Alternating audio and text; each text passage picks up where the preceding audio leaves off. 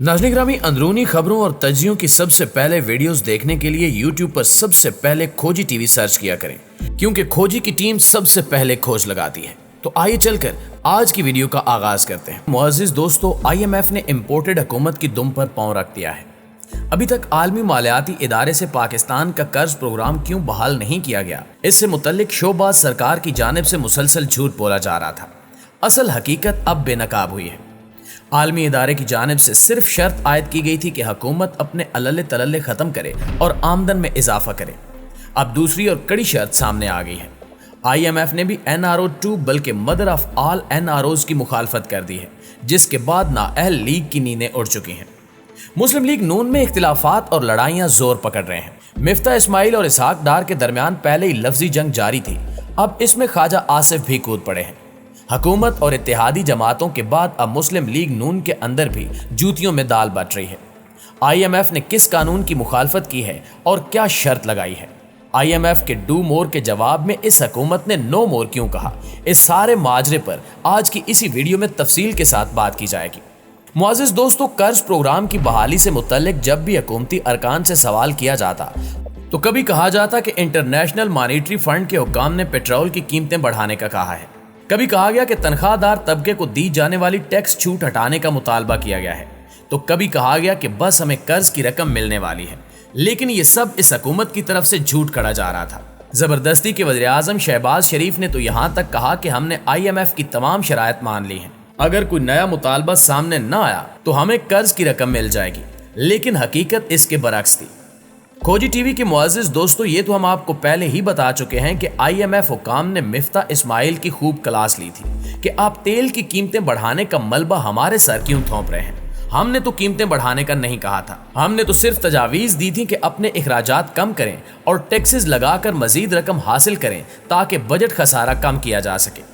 दरअसल IMF ने कर्ज से पहले शहबाज हुकूमत से एहतिसाब के कानून पर नजरसानी का मुतालबा कर दिया है। आलमी मालियाती इदारे ने साफ साफ बता दिया कि आपकी हुकूमत ने जो खुद को NRO 2 दिया है, इसे आपको रिवर्स गेयर लगाना पड़ेगा, वरना हमसे किसी किस्म की कोई उम्मीद मत रखें। जब तक एहतिसाब से मुतल्लिक ये कानून वापस नहीं होगा, कर्ज की रकम का एक थैला भी नहीं मिलेगा। नवाज दौरे हुकूमत में मनी लॉन्ड्रिंग के मामले और शहबाज दौर में करप्शन के खदशे पर IMF ने हुकूमत की जानिब से नैब तरामीम के बाद एंटी करप्शन कवानीन में नजरसानी का मुतालबा कर दिया। इनका मौक़िफ़ है कि नैब के इख्तियारात को कम कर दिया गया है, लिहाजा इससे एहतिसाब का अमल मुतासिर होगा। फौरी तौर पर इस कानून को रिवर्स करके मजबूत और मुअस्सर एहतिसाब का निज़ाम कायम किया जाए। अगर हम आसान और सादा लफ्ज़ों में IMF की इस शर्त को समझें तो आलमी इदारे ने दो टोक और वाज़े अंदाज में चोरों की हुकूमत को बता दिया कि कर्ज लेना है तो ये मनमानी और तमाशा नहीं चलेगा कि अपने तमाम केसेस खत्म कर दें, नैब को बेदस्तो पा करके लूट मार की खुली छुट्टी दे दें। इस हुकूमत ने इक़्तिदार संभालने के बाद से सबसे पहले नैब कानून में तरमीम करके अपने तमाम केसेस मुआफ कराए। अब IMF को यह खदशा है कि इनसे लिए जाने वाला कर्ज अवाम की फलाह बहबूद की बजाय हुक्मरानों की अयाशियों और उनके असासों में इजाफे का बायस बनेगा।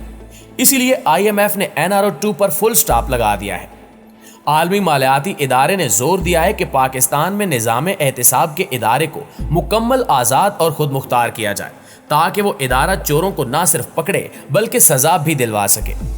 नवाज शरीफ के दौरे हुकूमत में FATF ने मनी लॉन्ड्रिंग के बायस पाकिस्तान को ग्रे लिस्ट में डाला था। अब शहबाज शरीफ के दौर में IMF ने मुतालबा किया कि इम्पोर्टेड हुकूमत डॉलर्स लेने से पहले एंटी करप्शन कवानीन पर नजरसानी करे। कवानीन में तरमीम से खुद को दिया जाने वाला 1100 अरब का NRO IMF की नजरों में आ गया है। अब देखना यह है कि कैसे ये हुकूमत खुद को दिए गए NRO को रिवर्स गेयर लगाती है। हुकूमत के दिल में आवाम का कितना दर्द है, इस बात का अंदाजा आप इस बात से लगाइए कि जब IMF से आमदन बढ़ाने का दबाव आया तो सिर्फ तेल पर फी लीटर 100 रुपए एक माह के अंदर बढ़ा दिए गए। लेकिन जब अपने केसेस और मुआफी का कानून वापस लेने की बात आई तो ये हुक्मरान आए बाएं शाएं करने में मसरूफ हैं कि हमारी चोरी का रास्ता न रोकें और लूट मार की खुली छुट्टी दें।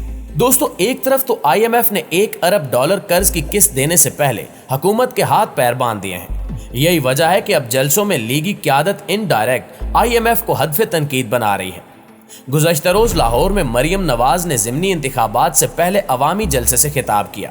वैसे उस जलसे को जलसी भी नहीं कहा जा सकता, वहां بھی مریم نواز نے زبان درازی اور بدتمیزی کا مظاہرہ کرتے ہوئے IMF پر لفظی تیروں کی بارش کر دی۔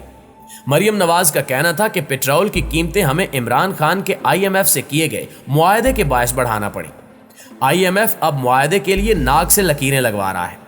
تکلیف کا اندازہ لگائیے کہ سارا درد اور کرب اس بات کا ہے کہ آخر کیوں IMF ہماری چوری کا راستہ روکنے کی کوشش کر رہا ہے۔ صرف یہی نہیں، کیلیبری کوئین صاحبہ نے آگے مزید فرمایا کہ عوام کو اربوں روپے کی سبسڈی دے کر عمران خان نے خزانہ خالی کر دیا، کیونکہ عمران خان نے IMF سے کیے جانے والے معاہدے کی خلاف ورزی کی تھی، اس لیے اب خزانہ خالی ہے۔ حکومت کو پیٹرول اور ڈیزل کی قیمتیں دل پر پتھر رکھ کر بڑھانا پڑی۔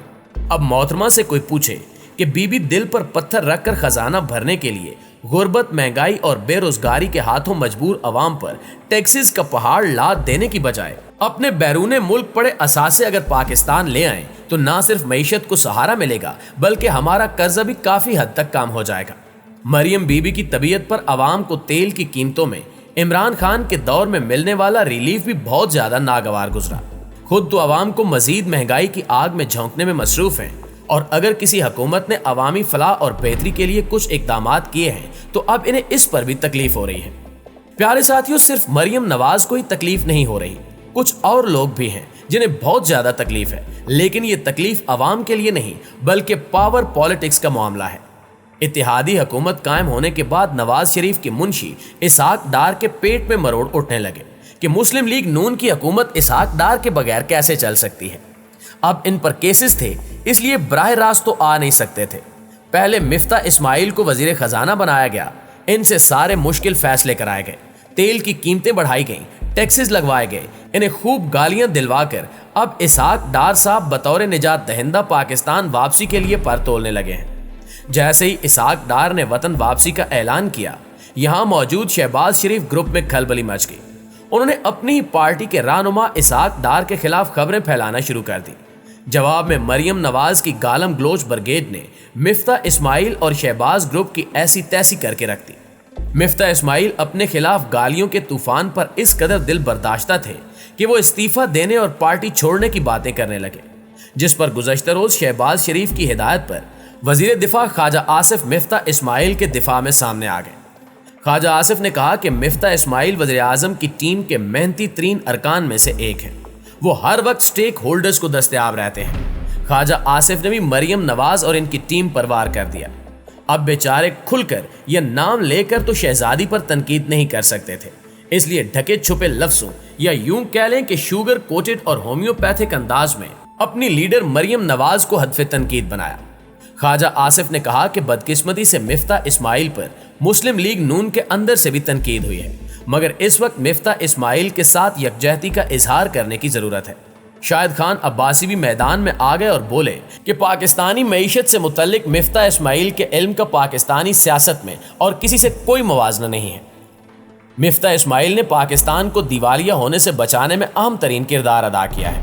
اب مسلم لیگ نون میں واضح دراڑ پیدا ہو چکی ہے اور اصل تماشا اسحاق ڈار کی واپسی کے بعد شروع ہوگا، کیونکہ وہ کہہ چکے ہیں کہ وہ جولائی کے آخری ہفتے میں پاکستان آئیں گے اور ان کی واپسی میں شہباز شریف کی رضامندی شامل ہے۔ اب ڈار کی واپسی پر شہباز شریف کتنے راضی اور کتنے ناراض ہیں اور یہ سارا معاملہ کہاں تک جائے گا یہ تو آنے والا وقت ہی بتا سکتا ہے، لیکن آپ دوستوں کی رائے اس بارے میں کیا کہتی ہے کمنٹ کر کے ہمارے ساتھ شیئر ضرور کیجیے گا۔ انشاءاللہ آپ سے ملاقات ہوتی ہے اگلی ویڈیو میں، تب تک اپنا ڈھیر سارا خیال رکھیے۔ اللہ نگہبان۔